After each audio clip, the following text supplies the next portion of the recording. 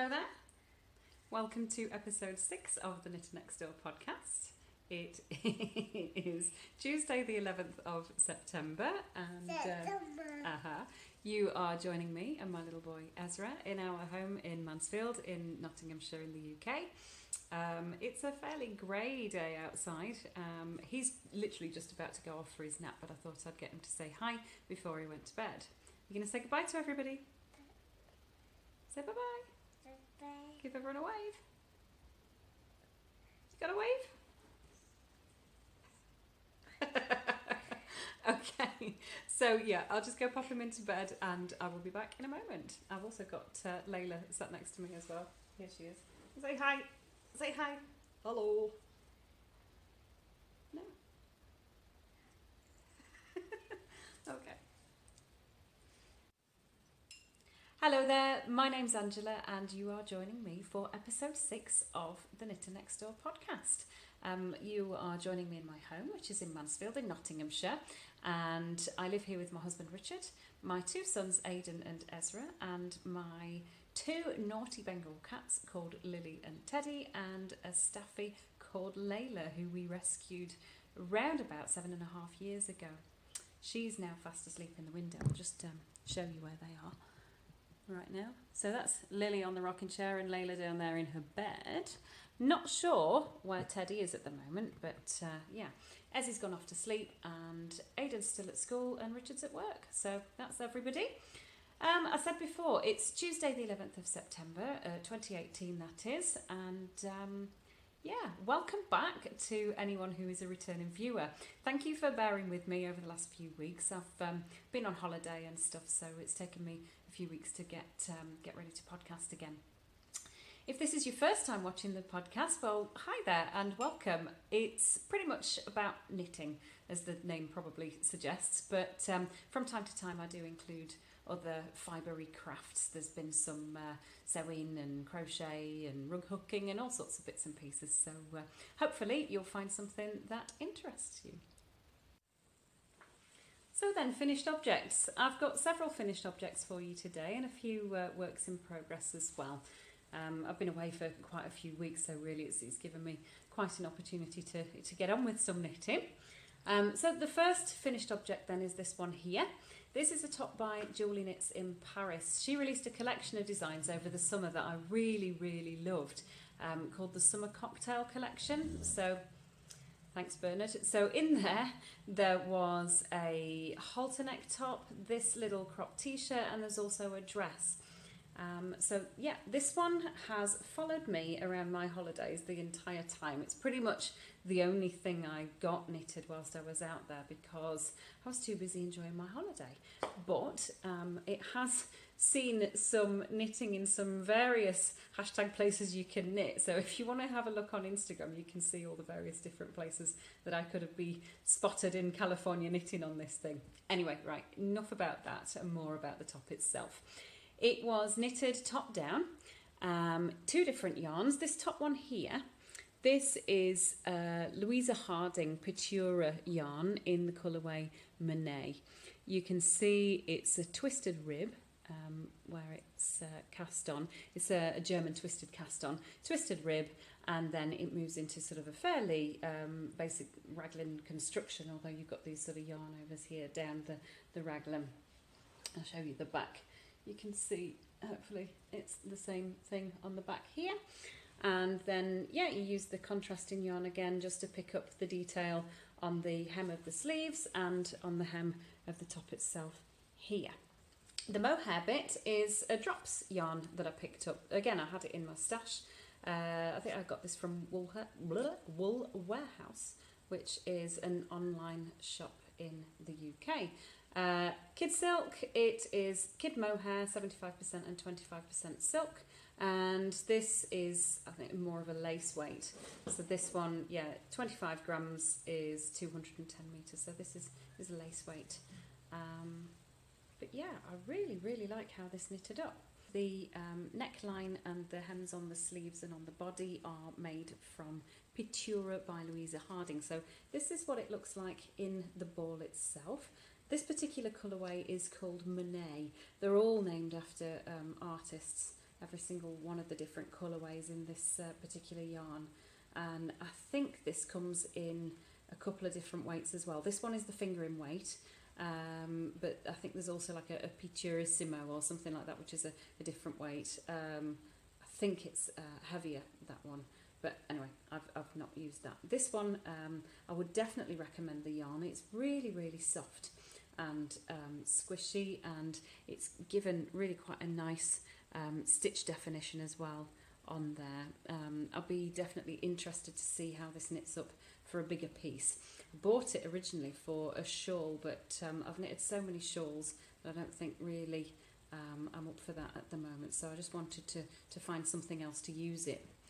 What I plan on doing with the rest of this is to knit the dress that's also part of this collection as well, and I will knit it in these same two colours once I get back round to it. I don't know whether that's going to be this year, whether that's something I'll save for when the weather warms up again next year to have a nice summer project again. It's really quite special to me, having followed me all the way around my holiday and been the piece that I've knitted on in lots and lots of different places. I'll pop a little bit of footage in for you so that you can see what I mean.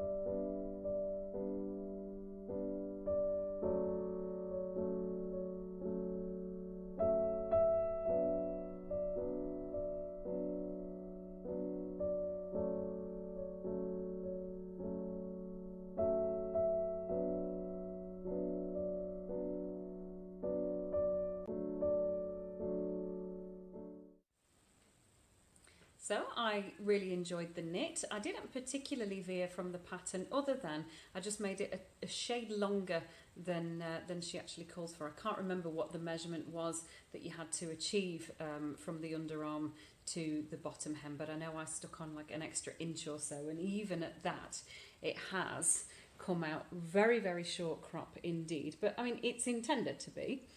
So for me, this is just the sort of thing that I would put on over other tops. Absolutely perfect top for the holidays, I thought. It's really nice for just kind of popping on over your bikini or your swimsuit, that sort of thing. I did actually knit the halter neck top in the collection as well, and I think Julie's kind of made it to be something that could go over that as well. So here's my second finished object. This one is the Summer Sun top, which is also part of that same collection of designs by Joji Knits in Paris. So here's the pattern for this one. The construction was such that you cast on at this edge, you worked down a certain amount, and then you brought in the back piece and then continued the rest of the way. There is a kind of an I-cordy edging on the sides here that you then pick up at the very, very end and make an I-cord to make this halter neck strap, which is just tied at the back there, look. So yeah, it's really quite simple but incredibly effective. I love how this design carries down the front here, look. I really, really like that. And then again, you've got this twisted rib detail on the very, very end that then comes down to a point at the front there. So yeah, it's gorgeous, this one. I really, really do like it. I loved knitting it. I love the yarn that I've chosen for it. This is the Skein Queen yarn that I've used for several of my other projects. There was a shawl that I used it in. It's one of the squares on my memory blanket here. There's the mini shawl that I did just to check my technique for brioche. So yeah, it's a lovely, lovely yarn. I can't recommend it highly enough. It's actually a sock yarn, but it's really, really soft. It's on her crush base, the 4-ply one, so that's fingering weight. It's superwash merino and nylon blend, and it's sort of around about the 420-ish meters to 100 grams. This is the colourway Neon Watermelon, and yeah, I absolutely love this top to bits, really, really do. It completely flew off my needles. It took me no more than about 2 days to knit. I think I started it like, yeah, on the Monday, and we left on the Wednesday, and it was already finished. So yeah, I was really, really pleased with how quickly it knit. But I did knit this one exactly to the pattern, absolutely zero adjustments whatsoever. I used the recommended needles, I got gauged, no problem there at all. I did it in the size extra small, so 280 metres of yarn, and Bob's your uncle, all finished. So brilliant, brilliant project for little bits of leftover yarn. I've still got that left, so I could probably make an entirely separate one of these again if I really wanted to have two. Okay then, so I'll just pop my summer light back on. These yarns, I don't know, I think maybe they go, maybe they don't. They look a bit peculiar when I stand up and you see the two together. You'll understand what I mean. I don't think these go. It would have gone if I'd knitted them in the same yarns, but I didn't because I wanted two different tops for different things. Anyway, I have a third finished object, and that is my Maja's Mamelucker. So this is a pair of knitted knickers, and they are supposed to look a little bit like this. That's the pattern. It's by a lady called Maja Carlson, so that's Maja's Manufacture, and you can download this for free online. I'll pop a link to it in the description bar. I have knitted mine as per the gauge in the pattern, so that's to 40 rows and 28 stitches to your 4 inches on a size 2.5mm needle. And here they are. So these are Maja's Mamelucker. My interpretation, because I've put some stranded colour work on there. It is properly stranded. I've gone all the way around. I say properly in inverted commas because this was not the ideal thing for me to have done over the hips, because I've made it pull in a bit over the hips, over this rib section. It really could have done with the technique that Nathan Taylor's devised called Strantasia, so that I could have achieved this block here without having to go over the side. I didn't know how to achieve this in the round at the time any other way than just keeping going over the sides. So yeah, that's something for me to improve in the future, was I to ever make these again. There you are. You've got a giant waistband here that you could basically pull up and keep your boobs warm if you wanted to. Or you can fold it over and have it like that. Actually, you know what, I'm joking, because with it all the way up, it comes to just underneath, just like high of your midriff, and it's ever so nice. It's really quite comfortable to have it pulled right up. In the pattern she shows it folded over like that, so you can kind of wear it either way. Since the last time you will have seen them, if you saw the previous episode called Knitted Knickers, all I've done is I've picked up the stitches on the legs and knitted these bands here. I'd already finished the gusset and everything else. It was literally just that was left to do, and I think because of that, that's why I've ended up just putting them to one side and not bothering with them. But I thought, you know what, I really do need to get a few things completely off the needles so that I can justify making a few more new starts. So that's those. It's a Rico yarn. It's a sock yarn, so it's your 75% wool, 25% nylon, in a 4-ply weight. It's the Rico Superba. I think the colourway is just called grey, rather unexcitingly.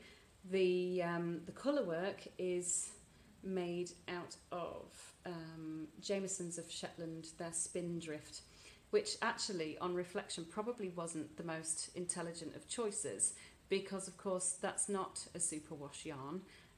So these will, unless I want them to go incredibly tiny over this bit here, they will need to be hand washed only. Yeah, because this is pure wool here, so this will felt if I tried to put that in the washing machine. So congratulations, Angela, you've just made these even more awkward than they were to start with, but there we go. There we go. I'm really, really pleased with them. I wouldn't wear them as knickers. I would wear them over my underwear, but under my outerwear, if that makes sense. But yeah, they're cool. They're a funky item to have in the wardrobe. On the back here, the colour work is a little bit different. This middle motif here is actually going to be a bigger heart, so I still have got just a little bit of extra work to do. It's going to come down to a point just there, and just there'll be a little bit extra above the two bits there to make that into a bigger heart. But the only way I could see to do that was by making it out of a duplicate stitch. So I've just got like a little bit of embroidery to do on there to achieve that. But otherwise they are finished. I can now wear them. I will be wearing them for autumn because they're really warm and woolly, and I'm really pleased with them. And I think for a free pattern they're fabulous. They really, really are. So that's those. I'm not going to model them. I put them on and I looked at myself in the camera and I went, no, that's just not happening. I'm brave, but I'm not that brave. So there we go. You might see a photo of me on Instagram wearing them if I get brave enough to do that, but I'm not doing it for the podcast. I'm just not that brave. Not the most enjoyable item I've ever knitted, I have to say. I think mostly because it's like knitting the world's most massive colourwork sock with weird holes. I don't know quite why that came to mind. It's a sock yarn and it's knitted to a sock gauge, but obviously you're just making just this giant piece of fabric. So I don't think I would ever knit them again. That's for certain sure. But I'm really pleased that I have knit them and that I have them in my wardrobe. So into my works in progress. Anyone who's seen the podcast before will hopefully know that I'm making the Like a Cloud cardigan by Joji Locatelli. I've been making it using yarn from Voolenvine. It's two different yarns held together, so that's the Infinite Lace and the Ghost Lace in the colourway Weep. I won't really go into too much more information because, as I say, I have covered it at length in previous podcasts. The last time I showed it, I'd finished the body and I was yet to work on the sleeves. Now I am about a third of the way through the first sleeve, so really I just wanted to show it quickly just because it is something I have been working on, but I won't spend too much time on it. So here it is. Look, there's my sleeve that I've been working on.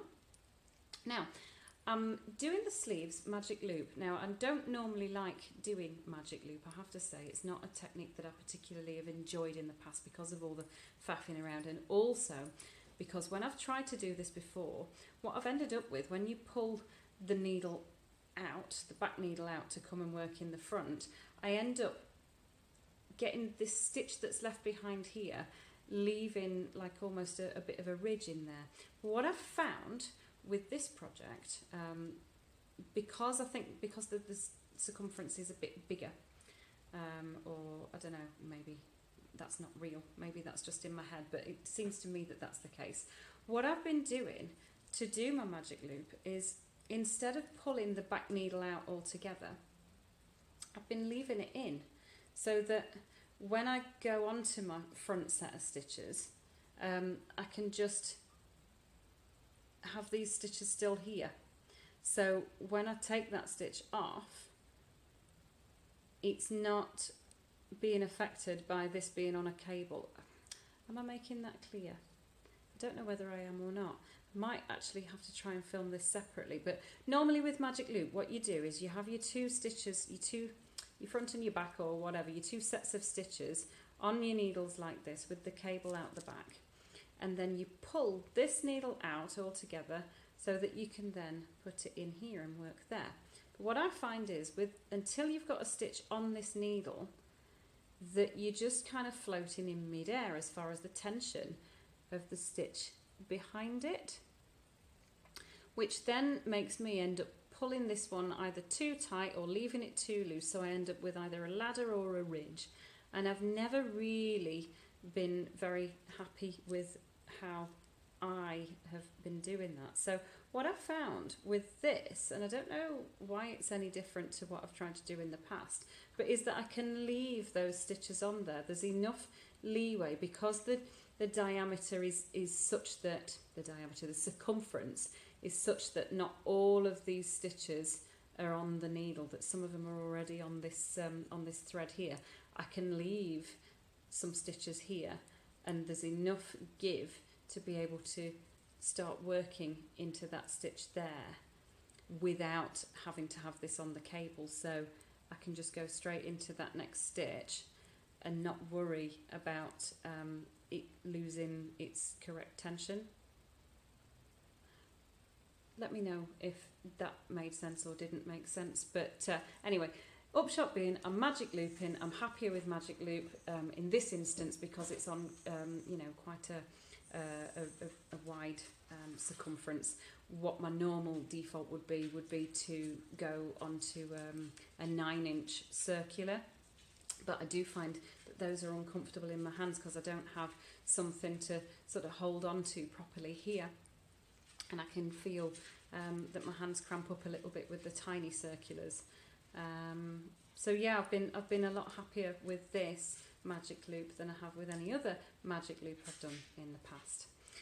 Stitch markers, ones that I've made, I won't really dwell on those. This one is, though, something that I bought in my recent trip to the States. I've not got it in a project bag, I've got it in a project basket now. This thing I bought from TK Maxx a couple of days ago. It's still got the tag on it, look. I paid £6.99 for it, and I thought that was really, really quite good because it's got a ton of room in it. So last time I showed it on the podcast, I had finished and cast off the body, and all I had left to do was the sleeves. Well, I've not done lots. I only picked this up again a night or two ago, but I've done the first couple of decreases on the first sleeve. So that is looking like that. I can just pop that on and show you where that's now coming to. You can really see, I was a bit concerned that I'd done something wrong because it's supposed to be a dropped sleeve, and you know, this was sitting more like what looked like a gilet.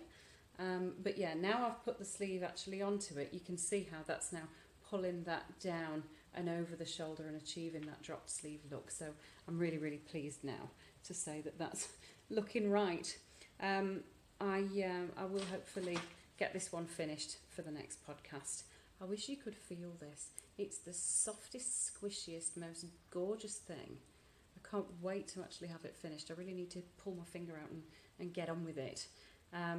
It probably took me about 2 nights to get this far though, so it's going to be a little while yet, but hopefully I should have it completely finished by the next time I'm podcasting.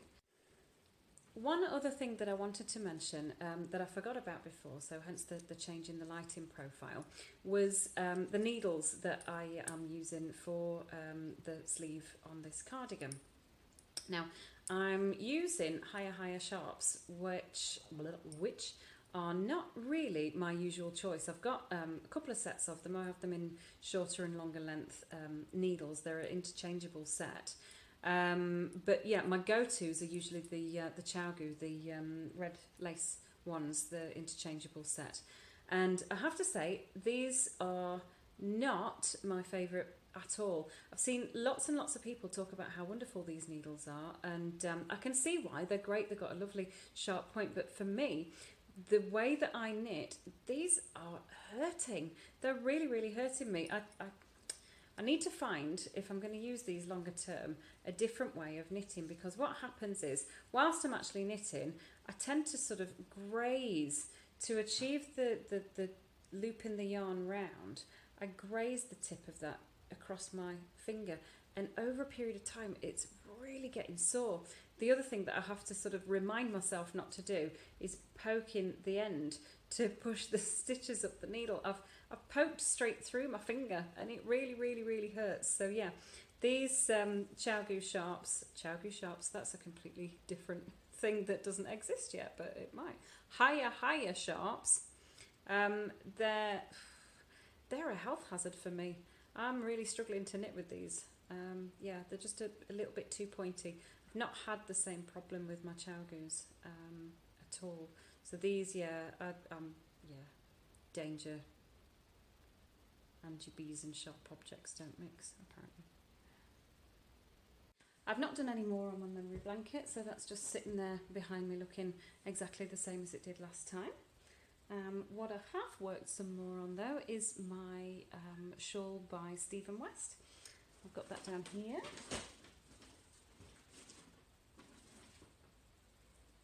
And that's this one. Now, this is the first time I've done this. Apparently I'm a real podcaster now because I've stopped mid-row to show you this one. So that was really clever of me, wasn't it? Hey ho. So I've got my my needles just in a little needle keep thing here that I made. It's supposed to be a DPN holder, but I find it's just dead useful for keeping your needles from poking into your projects while you're not working on them. So this is one side, and I'll just show you right the way across. And I've got a marker in there somewhere as well that will show you where I was last time. Hang on, let's just rearrange this a little bit. Here we go, look.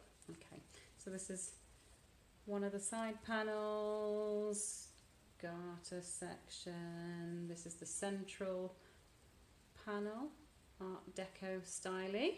There's my little stitch marker for where I was last time.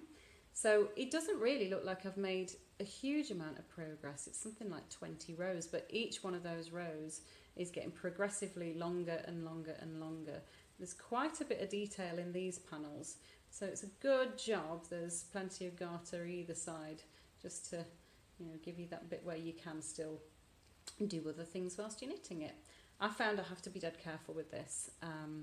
I have to concentrate. I can't just knit it mindlessly. If I do, I end up making mistakes in terms of where you have a little bit of garter ridges showing on this side in amongst some stockinette, and where these increases are and stuff like that. I have now memorised the pattern. It is in there. I do know what I'm doing. I've got another 10 repeats or so. So each, now I'm on this section here, each repeat is the current pattern, is making one of these like ridges here, and you have 20 to do in total. So I've done like my first 10, and I've got another 10 this way, at which point I will be done with these two colours, and I will pick up my third colour to knit this band here. So yeah, probably, yeah, about halfway through this section now and headed towards that bit. We'll see how far I can get with that between now and next time. I love it. I really do love it. It is so soft. It's going to be so nice to wear when it's finished. It's really, really gorgeous. There's just one little niggle that I have about it, and that is not anyone's fault other than my own dirty mind and someone on Instagram that pointed out that these panels look a little bit phallic. So I'm just going to leave that there.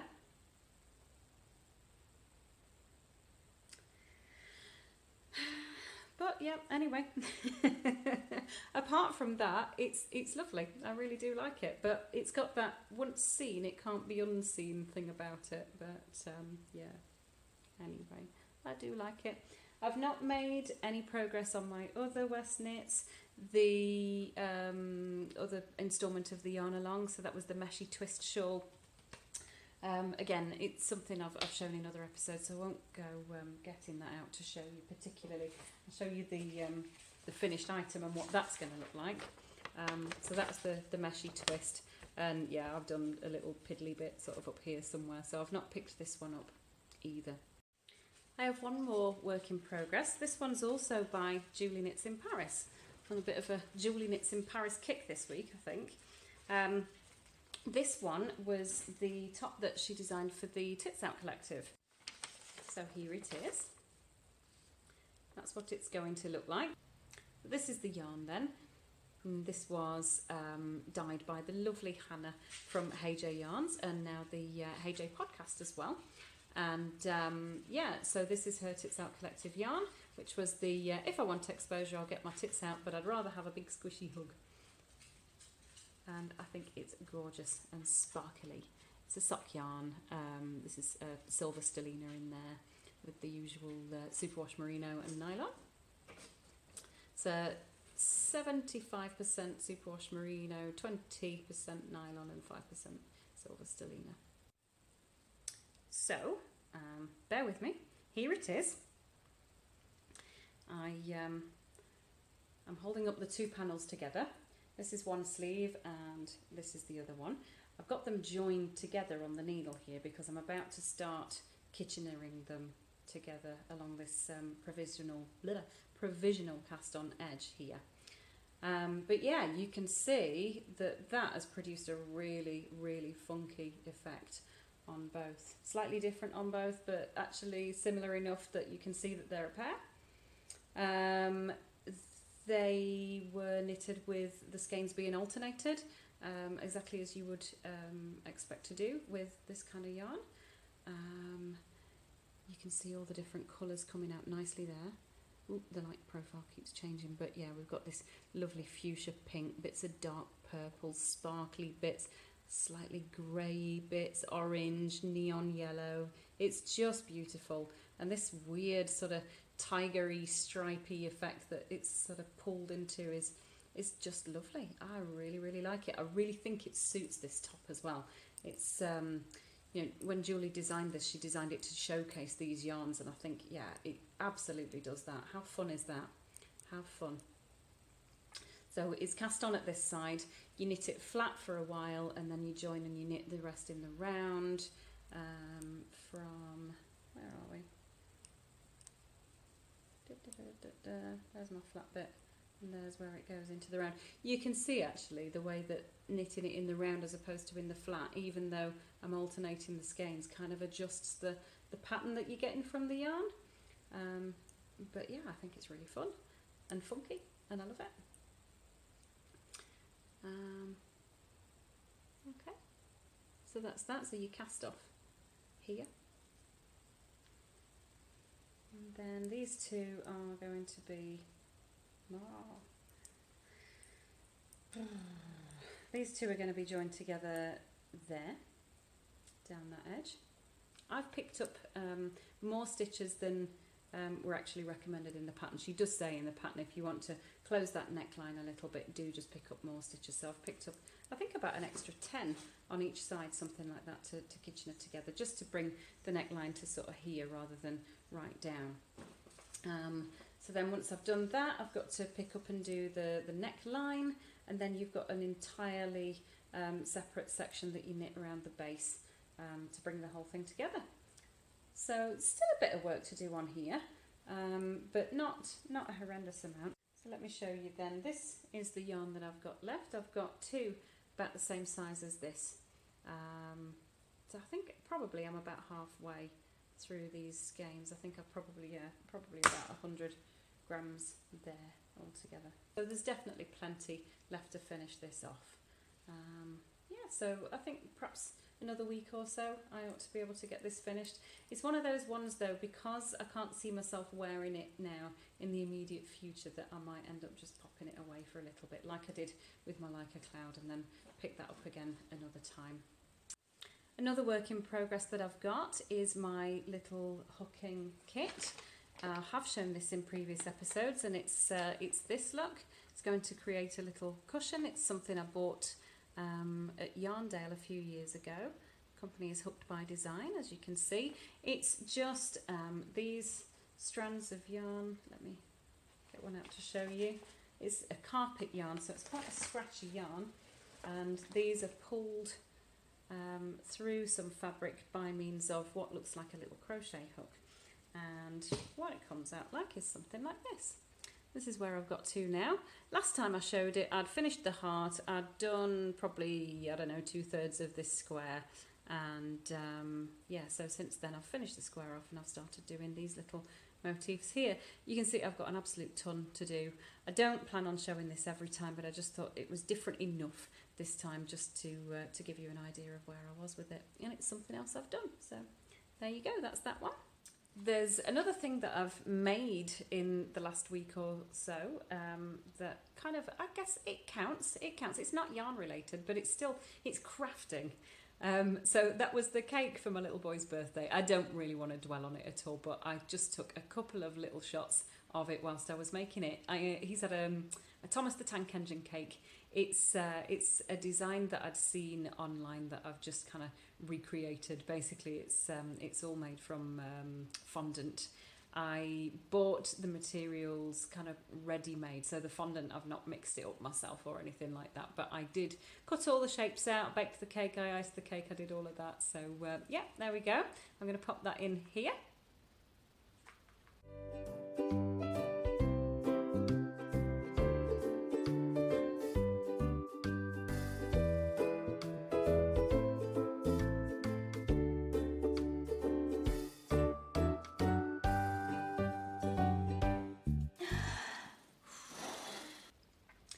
So yeah, I am the proud mum of a teenager and a 2-year-old now. I've no idea where that time has gone at all, I really don't. But yeah, bless him, Ezra, he's growing up so quickly, so quickly. And yeah, Aidan, he's now going into year 9. He's just started this week, really. He had one day at the end of last week, but really he's back into the swing of it this week. Next, I've got a bit of stash acquisition then. So last time I explained that I was going to be going on holiday to California on a road trip, and I asked for recommendations regards yarn shops that maybe I could hit along the way. And one lovely lady called Pat, she came back to me with a recommendation of a shop called Monarch in Pacific Grove, which is right next to Monterey on the coast. So I absolutely took her up on that recommendation. She said, you know, if you're in that area, you absolutely must go and visit this shop. So it sounded good to me. So one day, as we were travelling back over towards the coast from Yosemite, we stopped off at Monarch. This was on our way over to Carmel. So I have one of these bags, and in it is all the lovely pretties that I bought. Now then, I've heard Chevy Rell, and my goodness, if you haven't watched her podcast, please just stop what you're doing and go and watch that now immediately. I demand it of you because she is awesome. She is absolutely awesome. But on her podcast, she very, very often has spoken about Plucky, so yarn from the Plucky knitter. And it's not a yarn I've particularly encountered before. I'd heard of it. I think I'd probably seen it, but I've never sort of picked it up, squished it or anything like that, or really had a particularly good look at it. So this was one of the yarns they had in stock, and so I've picked some up. My idea was, what I wanted to do was to find some yarn to make the Sipilla sweater. It's a fairly recent design from Caitlin Hunter, Boylan Knitworks. And yeah, so I've picked up these 3. So they're going to be the main colour, and my contrast is going to be this one. So I spent quite a long time wandering around that shop, and I do have a little bit of footage for you.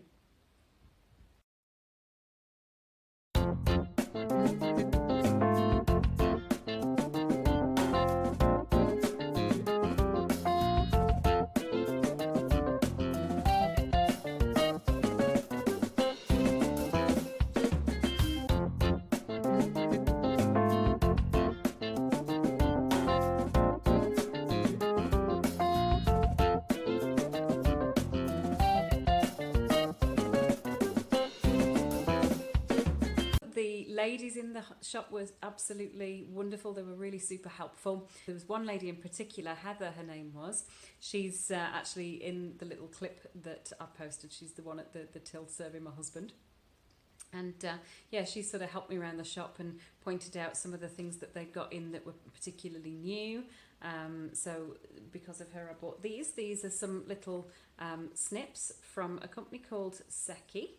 I think they're called the Kohana, something like that, the Kohana snips or scissors. But yeah, inside here is a little tiny leather pouch, embossed look, with these little snips in there. Now, these are so super useful, and they come with all different colour tassels that you could choose from. And there they are. So they're just, I just think they're so useful and so cute and awesome at the same time. So yes, that's another thing that I got.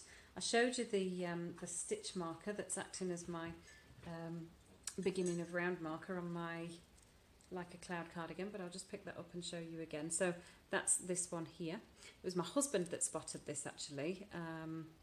So I'm glad that he didn't take them up on their offer of the things to go and do in the vicinity. But yeah, here it is. Look, trying to get a decent picture of this, and it's flying around all over the place.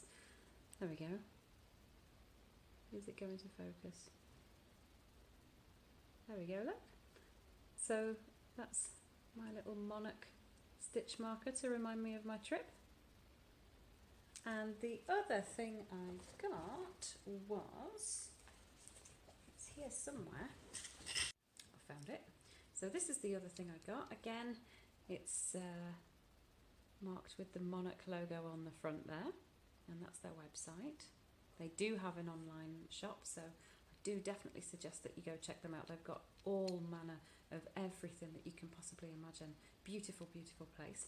And on the back here is a little guide to the Kitchener stitch, which is so helpful, because you know what, every single time that I come to do that stitch, do I forget the order and exactly what to do, and I end up going back and having to look up the video for it. So this now can just be attached to the project bag of what I'm working on with the Kitchener stitch in it next, and then I won't have to do all the looking up of things. So that's really cool.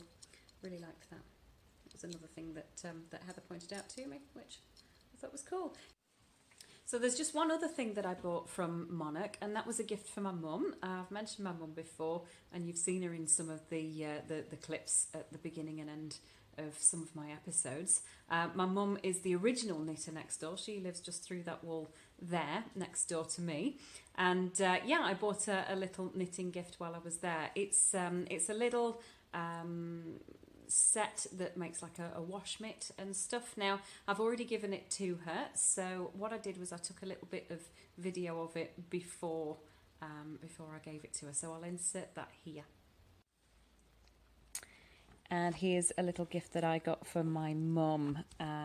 In the shop they had them actually made up, and they caught my eye. It's a little bath mitt, and the idea being that you put the bar of soap inside there. Comes with the pattern and everything, and a code to download it on Ravelry. This yarn is some sort of, I think it was a linen and cotton blend, and the soap was actually made by a lady who, she either works at the shop or she's local to the shop. I can't just remember, so I'm really sorry. But yeah, certainly it was a local thing.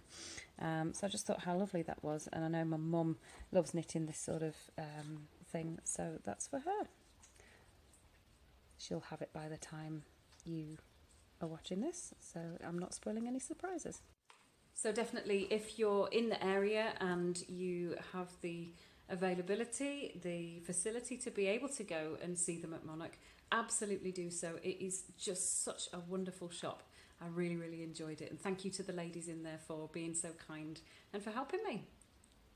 I have had a suggestion from one of my viewers that maybe my mum could join me as a special guest on one of the episodes. I have put that to her, and she's got a thinking cap on as to what she might like to come on and talk about. I think she will definitely come on. So thank you for the suggestion.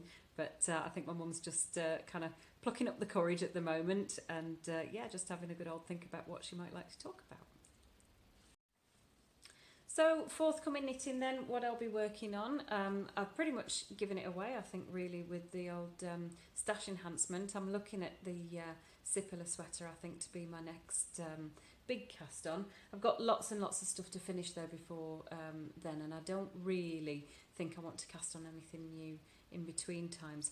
What I have got coming down the line, I had an email yesterday from the delivery company to say that my parcel is on the way from Lauren Elkin. So the third instalment of the N Club, which is Lauren Elkin's mystery knit along that she's been running all year. This is the third and final instalment, so I'm really looking forward to receiving that, and next time I'll be able to show you what arrived without ruining any surprises for anybody, so that'll be great. I've not got it yet, I don't know myself, and then the pattern's going to be revealed at the very end of the month.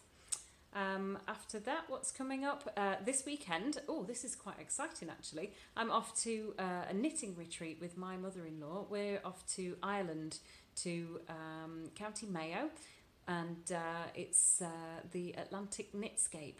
So again, I'll leave all the details for that underneath, but hopefully next time I see you, I'll be able to tell you all about that and how that went. So the other thing that's coming up is Yarndale. This will be about the third or fourth time I've been now, and it's a great big fibre festival that's held up in Skipton, up in North Yorkshire in England. Anyone who's from the UK will probably already know about this one, but if you've not heard of Yarndale, it's fab. It's an absolutely amazing festival. It's a good mix of all different sorts of people there. You have commercial yarn manufacturers, but you also have lots and lots of sort of indie dyers and people like that. Some of the bigger yarn shops are represented. There's all sorts of people. There's a really big mix. They also have alpaca and sheep and bunny rabbits and all sorts of things. And the whole thing is held in a giant cattle market. So all the stalls are set out in like what would be cattle pens and stuff, and then the sheep and stuff are actually in pens in there. So it's a great big cattle auction market. And yeah, so once a year they turn it into Yarndale, and it's super fun because they'll generally have some sort of theme going on each year. So last year I think it was mandalas. So people have been invited to create these mandalas. So there was like hundreds and hundreds of crocheted mandalas. There was this giant one. One of the years they did flowers. I think this year it's butterflies, and they decorate the place out amazingly with all these different pieces of art that people have sent in to them. I think there's still a few days actually to send stuff across for Yarndale. That's happening right at the very end of September. So yeah, really looking forward to that. I'm going with my friend Sarah, who owned the local yarn shop. Unfortunately, that's now gone out of business, but yeah, Sarah and I have made firm friends during the course of her having that shop there, and yeah, we're off to Yarndale together, so that I'm really looking forward to. So that's it then for today. All that's left is for me to sign off and say thank you very, very much once again for coming back and joining me whilst I ramble about my knitting. And I hope to see you again in a fortnight. It should be normal service resumed. I don't see any reason why it won't be. So yeah, until then, you take care and happy knitting. I'll see you soon. Bye now.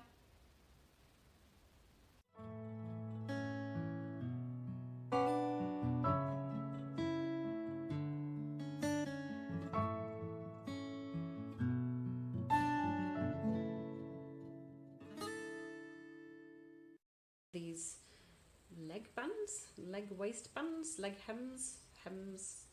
What on earth is this bit called? I have no idea what to call that. But anyway, to knit that bit, the leg band, the cuff. It's not really. I don't know. The thigh cuff. I don't know. I just don't know. Birthday to you. Happy birthday, dear Ezra. Happy birthday.